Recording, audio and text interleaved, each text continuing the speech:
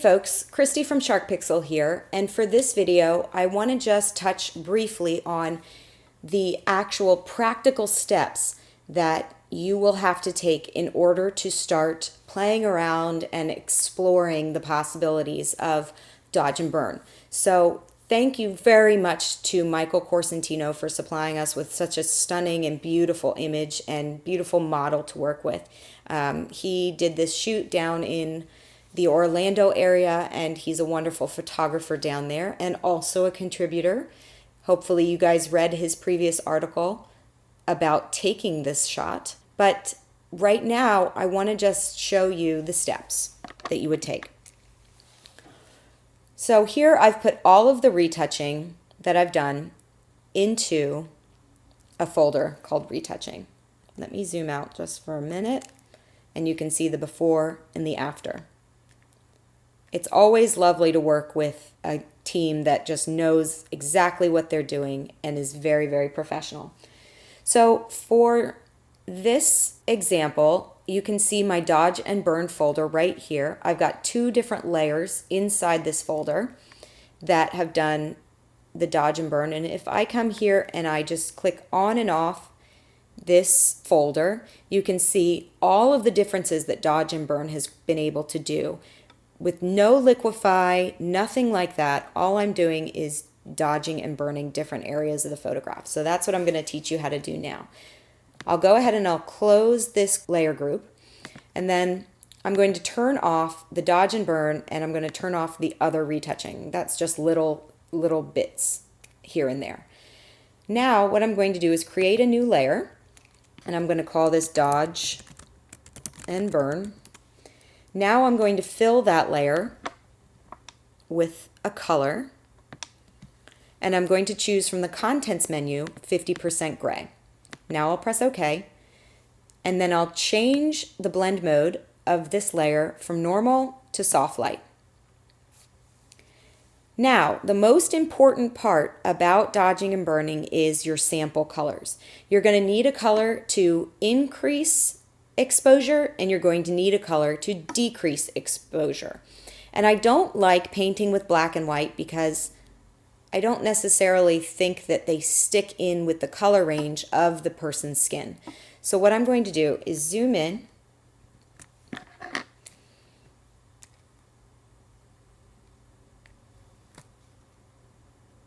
and I'm going to come over to my color picker swatch, and I'm going to try and sample a highlight from our model's skin tone. So you can see this specular highlight here on the ridge of her nose. I'm going to choose that color.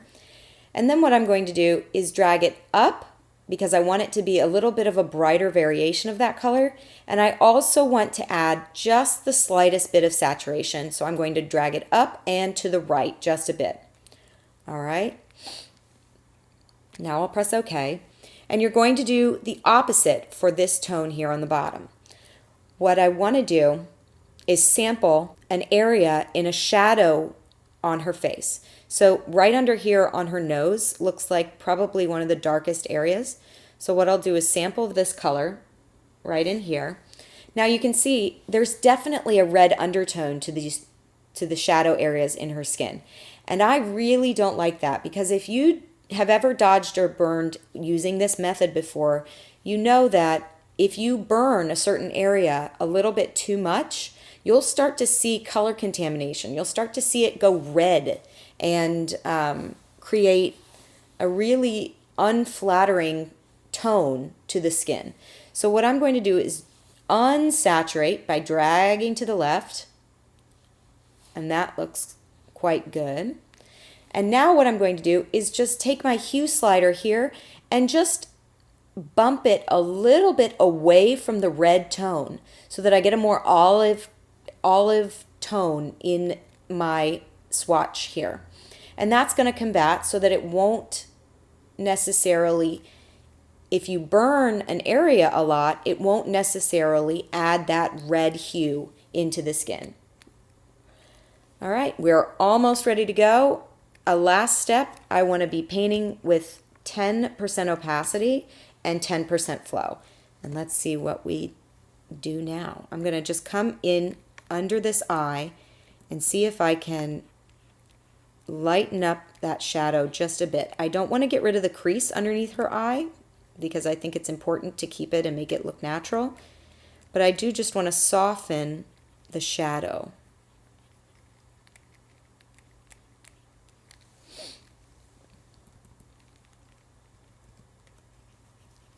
Let's do the same thing for down here.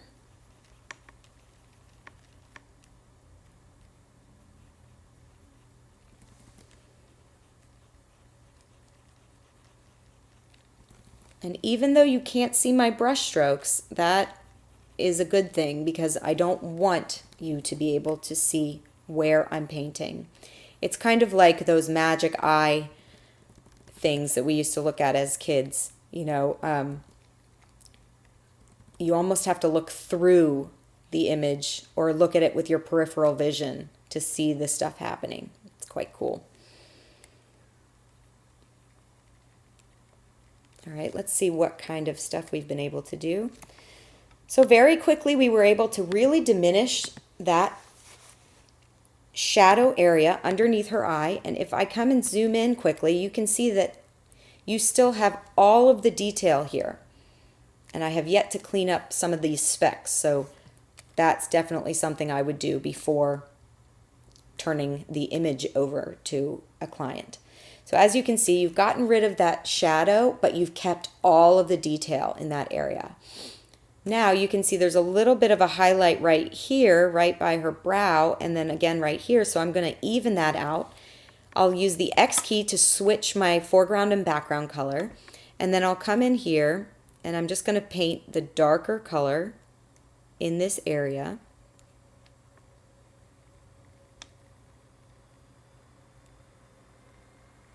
To even out that area.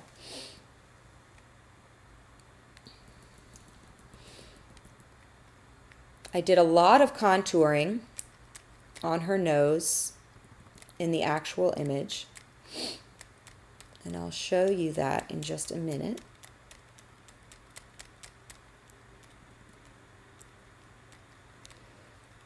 And as you can see, every little bit helps. So if I just go on and off what I've done so far, you can see that it's a very big improvement in that small area in such a quick amount of time.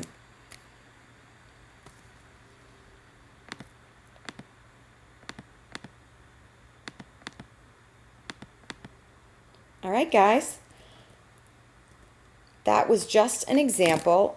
Really quickly, I want to turn this off. I'll turn on my Dodge and Burn, and then I'll come into this layer, which was my original Dodge and Burn layer. And what I want to do is just change my blend mode back from soft light to normal, just to show you all of the shading that I did on my original Dodge and Burn layer. You can see that because you have a very low flow and a very low opacity, the more and more you brush on an area, the darker and darker it's going to be. You can see that right here in the nose. Now, go back to soft light, and I'll just go on and off this layer really quickly. Check out the nose. Do you see the difference in the shape? I did not take this image once into Liquify, and I hope that you guys start playing with this tool, and I hope that as you play with it and as you become more proficient in it, you're going to rely less and less on the Liquify tool. I hope you guys enjoyed this, and please stay tuned for more articles from me and from Sherk Pixel.